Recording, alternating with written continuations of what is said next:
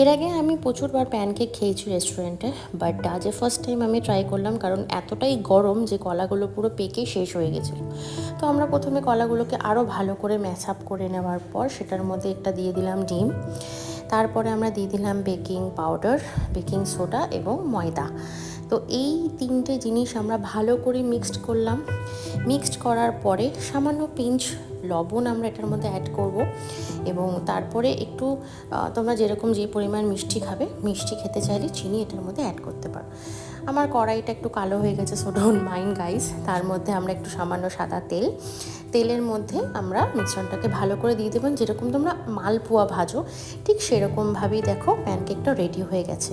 দেন আমরা maple syrup, যেহেতু আমার কাছে ছিল না, তাই জন্য আমি একটু মধু মিশিয়ে নিলাম ওপর থেকে হালকা করে, জাস্ট অসাম হয়েছিল খেতে।